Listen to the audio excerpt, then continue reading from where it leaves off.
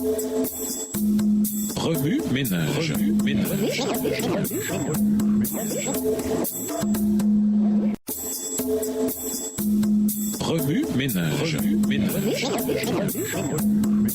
Bienvenue dans votre émission. Remue ménage. Nous voilà à la leçon de mercredi. Invité, la bonne nouvelle éternelle. Remarquez par quoi commence Apocalypse 14, verset 6, début du message des trois anges, la bonne nouvelle éternelle. Si nous ne comprenons pas la profondeur de l'évangile, nous passerons carrément à côté du sens du message des trois anges. Si nous ne comprenons pas l'évangile, nous ne pourrons jamais comprendre pleinement les enjeux du message de Dieu sur l'heure du jugement, la chute de Babylone ou la marque de la bête. L'évangile, c'est l'incroyable bonne nouvelle de la mort du Christ pour nos péchés, de sa glorieuse résurrection, de son amour et de sa sollicitude toujours présent pour nous. Par la foi en son sang versé et en sa résurrection, nous sommes délivrés du châtiment et de la puissance du péché. Jésus occupait toutes les pensées de l'apôtre Paul et était au centre de son enseignement et de sa prédication. Le Christ crucifié l'a racheté de la culpabilité de son passé et de la condamnation. Le Christ ressuscité lui a donné la puissance pour le présent et le Christ qui revient lui a donné l'espoir pour l'avenir. Et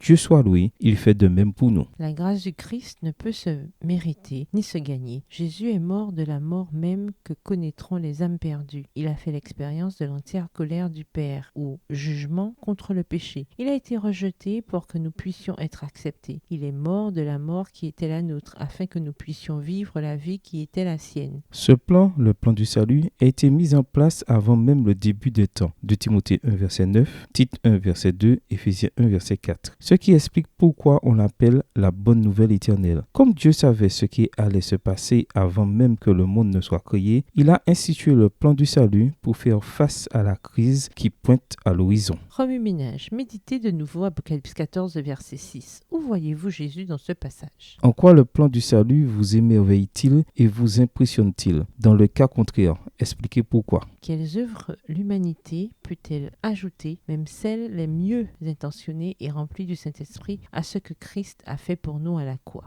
Que vous dit Jésus par ce texte? En quoi voyez-vous Jésus différemment ou le voyez-vous de nouveau? Comment réagissez-vous en voyant Jésus de cette manière? Au revoir. Et à demain si Dieu veut.